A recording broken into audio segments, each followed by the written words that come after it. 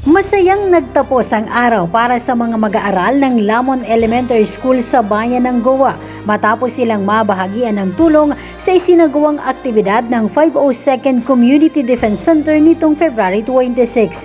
Ang aktibidad na pinamagatang Tindog at Sulong numero 10, Another Day of Learning and Giving ay pinangunahan ng mga reservists sa pakikipagtulungan ng Pacific Pili Branch. Maraming po salamat. Sana po ay may mga susunod pa tayong mga programa na pwede natin mapag-collaborate at mapagpatuloy po itong ganitong kasing adhikain.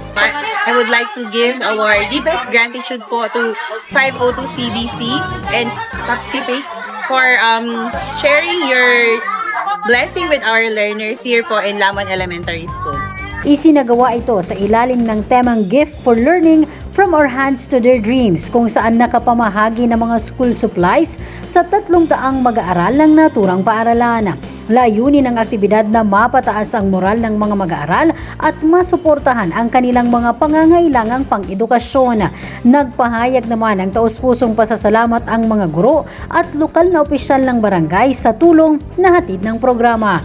Salamat po sa opportunity na magkaroon po ng ganitong activity at mapagbigyan na po ng school supply sa mga bata kasi most of the time po kasi wala po silang mga nagamitan sa pagklase tsaka nahihirapan po magulang niya para mag-provide po nito. I'm so proud na part kami duman or naging reasons kami sa mga smiles ka mga students in this moment, and sana ay bako lang po ining one-time event.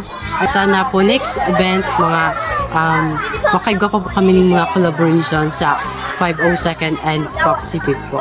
Sa pamamagitan ng inisyatibang ito, umaasa si Lieutenant Colonel Josephus M. Rimpilio, Director ng 502 CDC, na lalo pang mapagtitibay ang ugnayan at pagtutulungan ng reservist at komunidad, lalo na sa pagsusulong ng edukasyon at kaunlaran.